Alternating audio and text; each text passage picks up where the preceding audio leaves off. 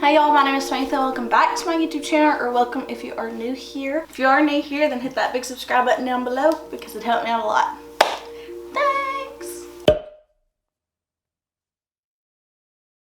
I haven't ever actually watched one of these videos, so I'm not sure what you're supposed to talk about, or like if there's like main key parts that you're supposed to mention or whatever.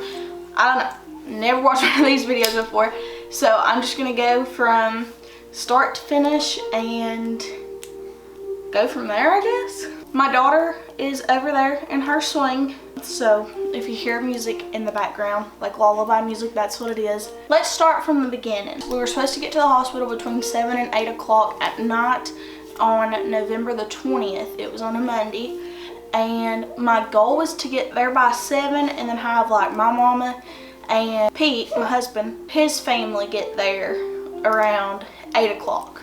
So mama and my in-laws there at 8 o'clock. Well, if you know me, you know I ain't ever on time for anything. I'm always late. Everything is always late when it comes to me.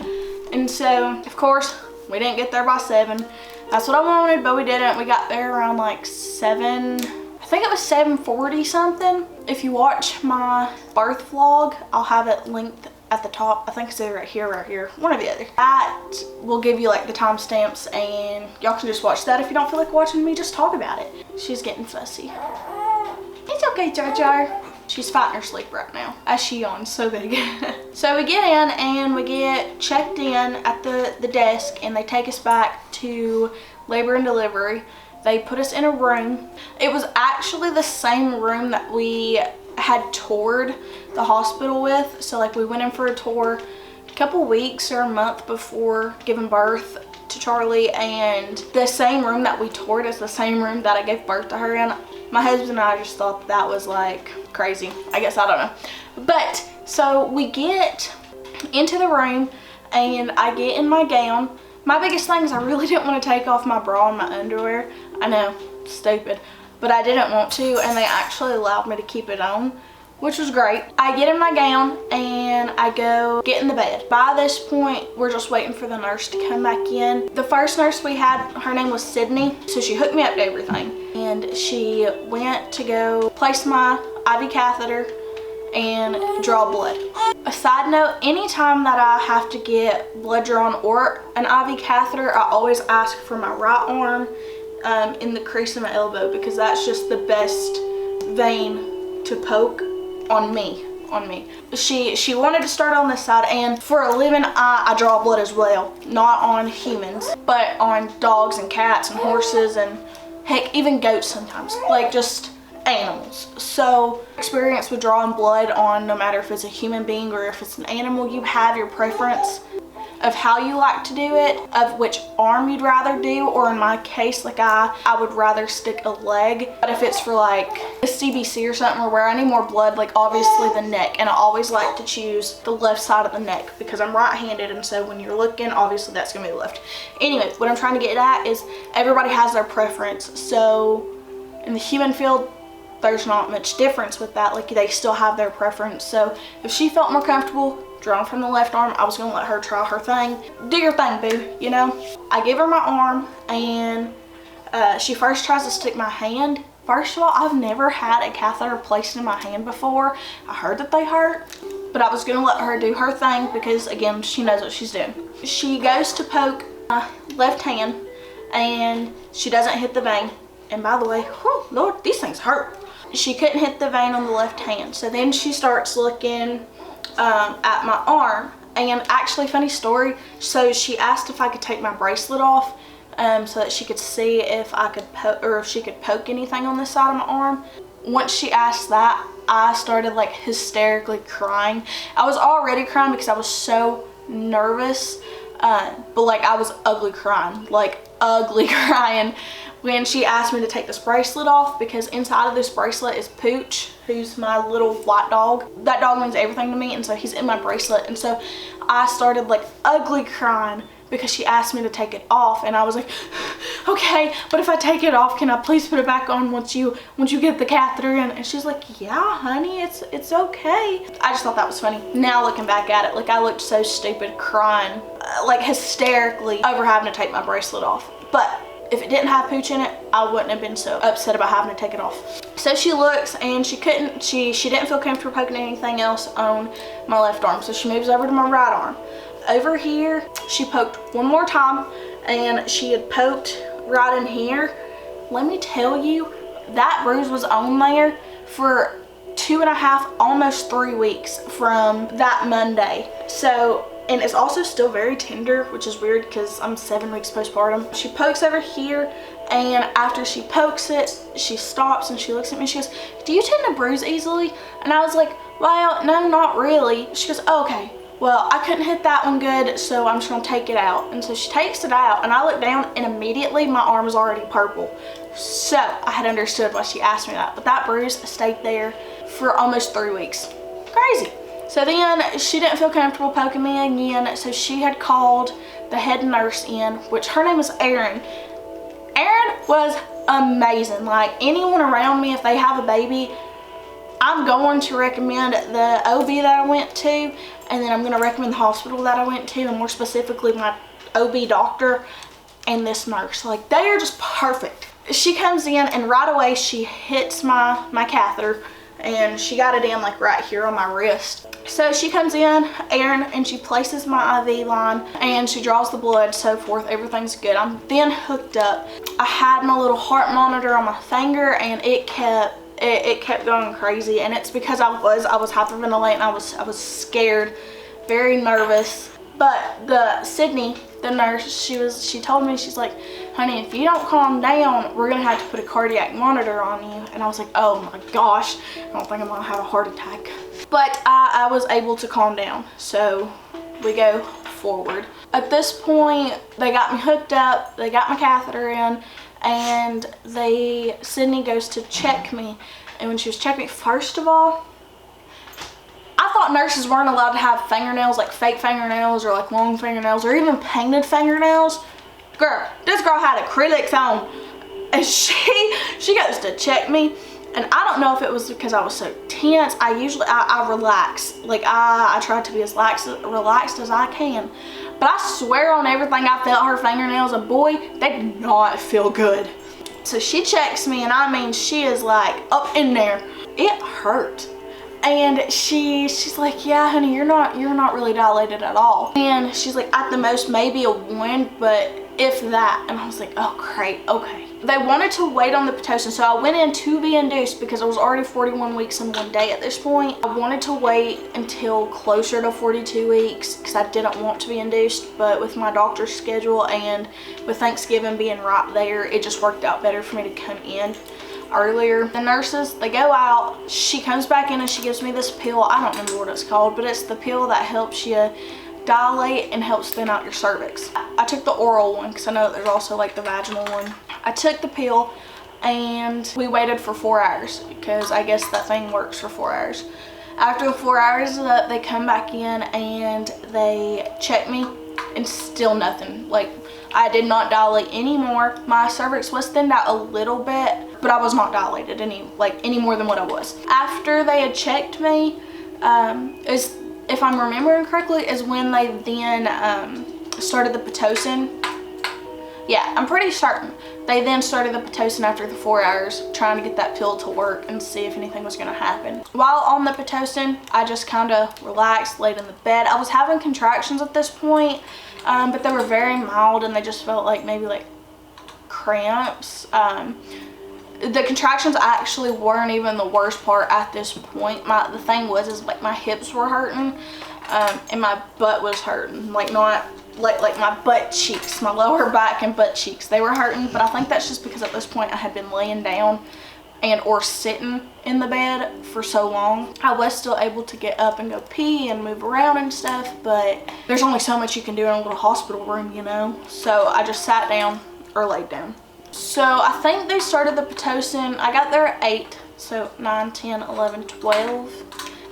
They started the Pitocin maybe around 12. I'm not so sure about the correct times. If you watch my birth vlog video that I had mentioned, like I said, all the timestamps are in there, so that'll make more sense. Next morning, November 21st, it was Tuesday, the doctor came in around 7 to 7:30, 7:40 something, 7 something to check my water.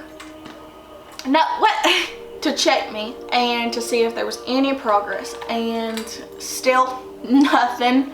There was nothing. He confirmed that I was like at a 1, but that was it. So even though I was only at like a 1, he still decided to break my water. I was kind of shocked that he still chose to break my water, maybe in only 1 centimeter, because I just assumed that they would break your water if you were like 3 or 4 centimeters, or I don't know, just further along than what I was. But no, he broke it at 1 centimeter.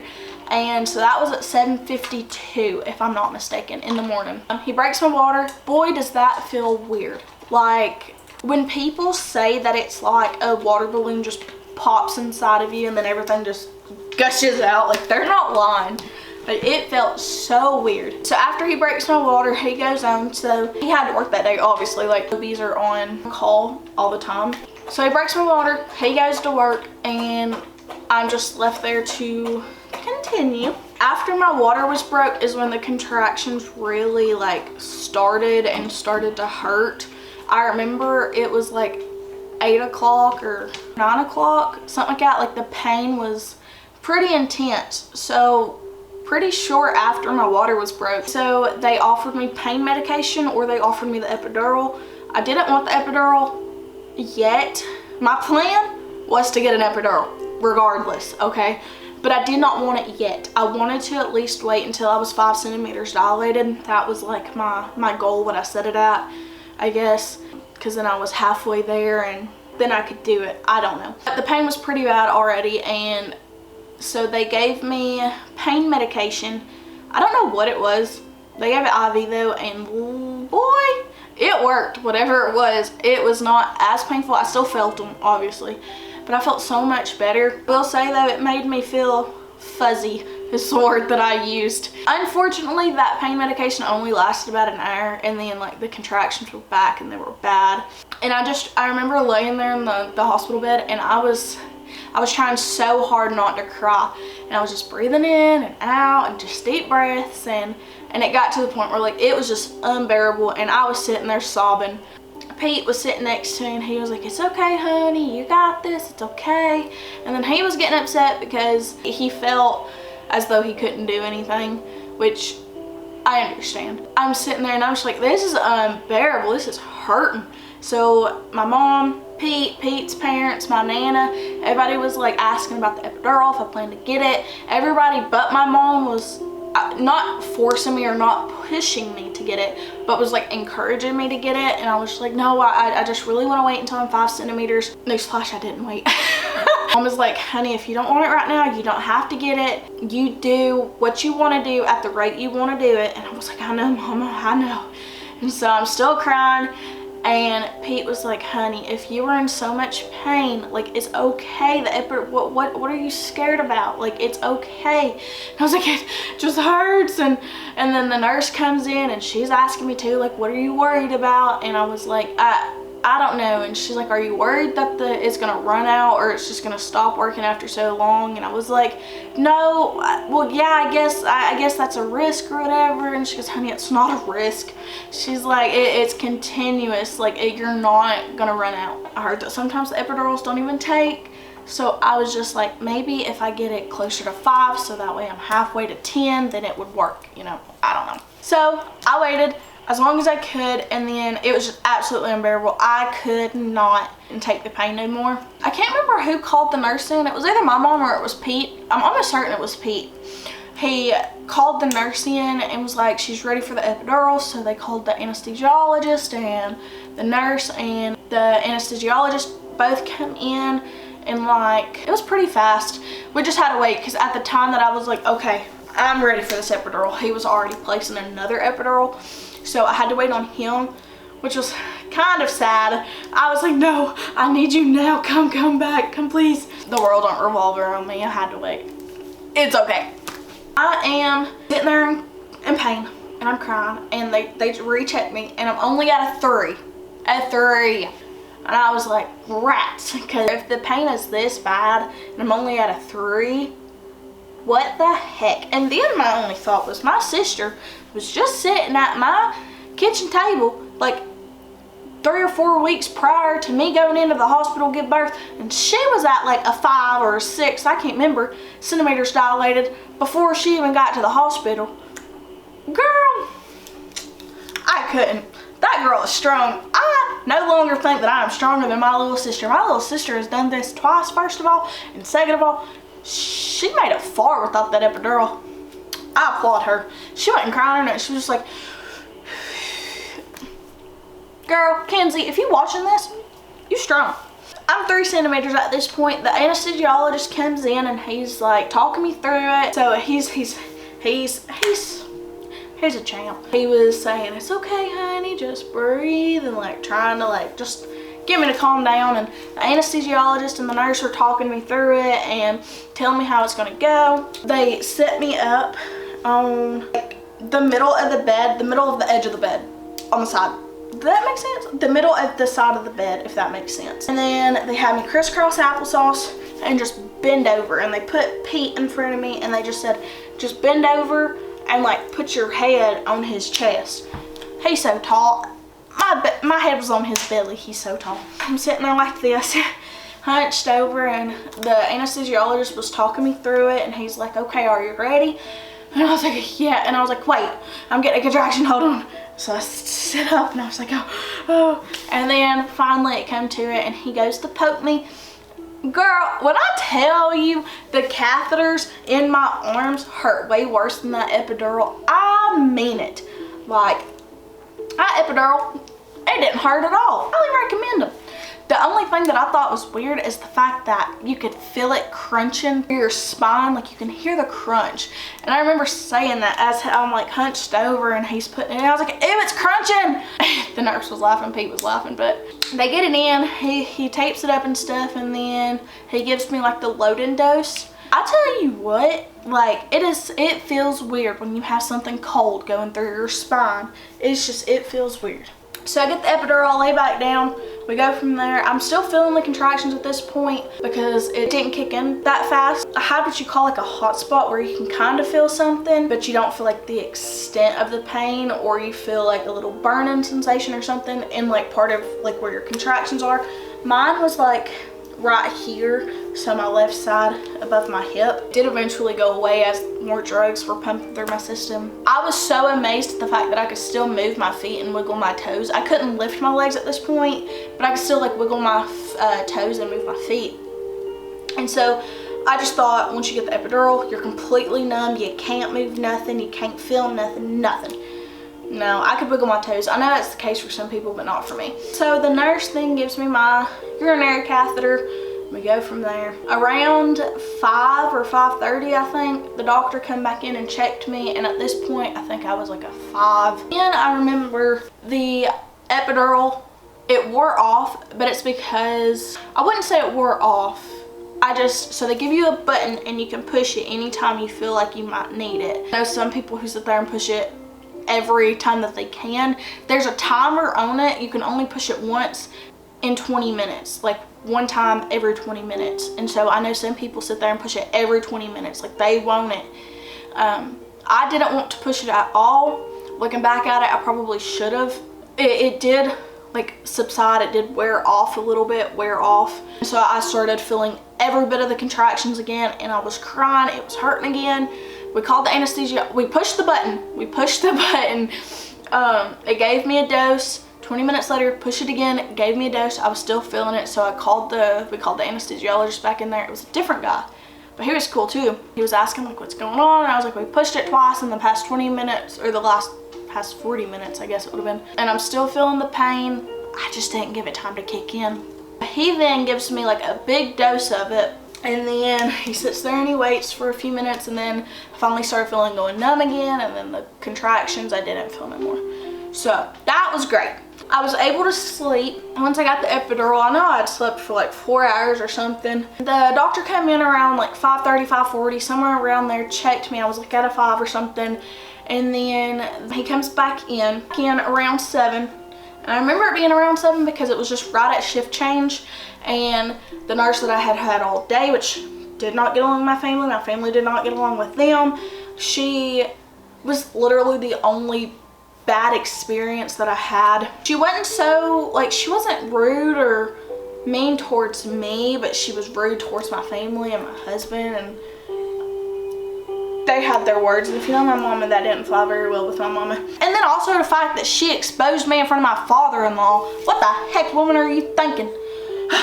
He didn't say nothing. He looked away when she had first come in the room. But you know, I ain't got nothing. I don't know why you gonna throw the blanket off of me and just expose me to the world.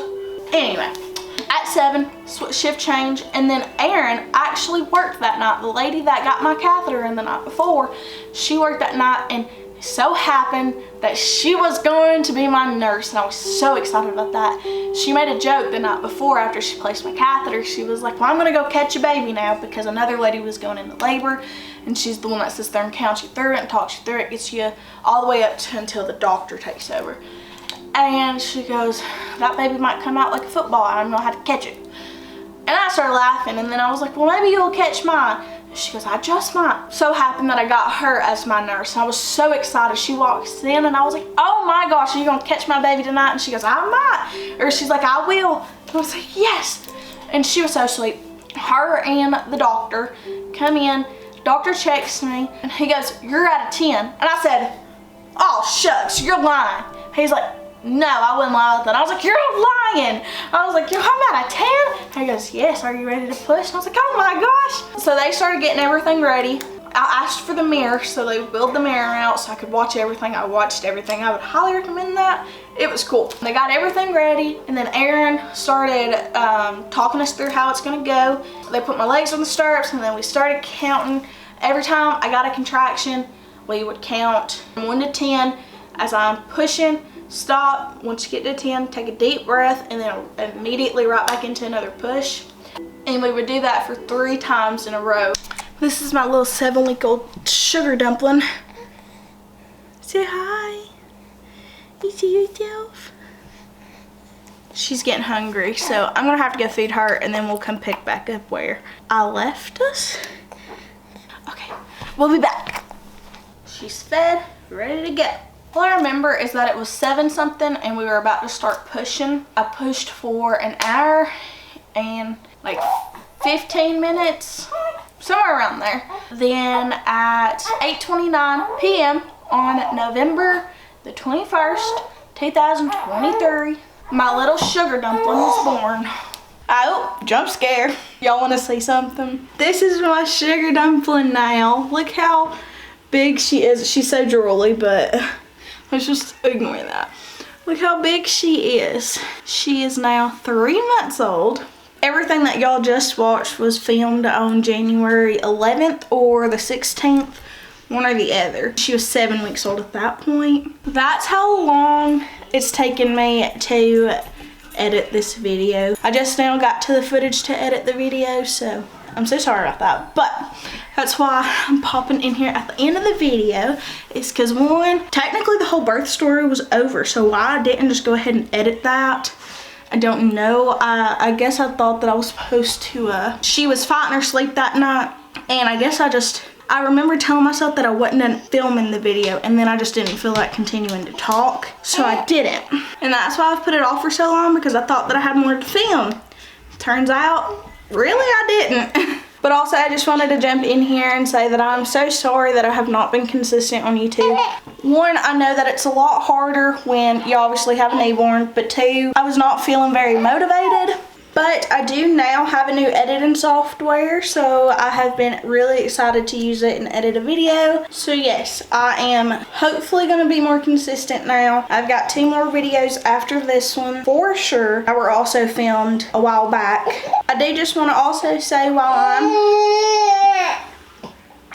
I'm popping in here is that if you do want to follow me while I'm not posting on YouTube, the best place to follow me is TikTok. I am very active on there. Anyways, thank y'all. Are you okay? Thank y'all so much for watching and sticking around, and hello to all my new subscribers. Thanks for joining the family. If y'all have any kind of video ideas, let me know below. The 2 videos that were filmed a couple months ago along with this video that I just haven't got around to editing is I think a day in my life and then also a nighttime routine. But it might look a little bit different now just because that was filmed a month ago, a month and a half ago, somewhere like that. So if y'all have any video ideas or any questions or anything like that, we can even do a Q&A. I don't know. Y'all can just comment it down below and let me know. I love to see y'all's comments and interact with y'all. So thank y'all so much for watching. I think that's it. So I will see y'all in the next video, which will be posted next Sunday. Promise. It'll be there. Catch you on the flip side.